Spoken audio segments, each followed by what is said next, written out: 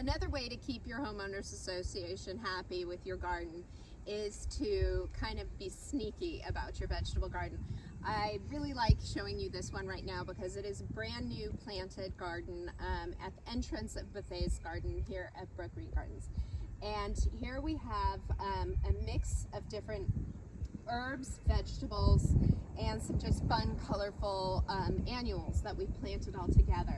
It's very newly planted. We just did a little bit of a raised reclaimed brick. We've got some catmint here, some beautiful tri-colored sage, which you can absolutely use in the kitchen.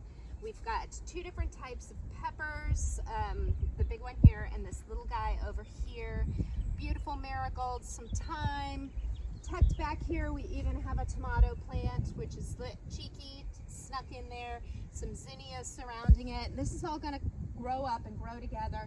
And what you're going to see is a beautiful garden, and nobody's even going to know you're growing vegetables. Yet another approach to packing a lot into a smaller garden is to do something called high density planting.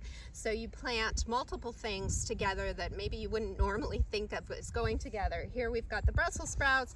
They're forming these lovely Brussels sprouts down here. I've chopped off the bottom leaves to get some exposure for them to mature. But along the sides, I've got some 5-star lettuce coming in. It looks really beautiful, the contrast of the colors, and you're getting 2 crops in the space of a 1-crop area.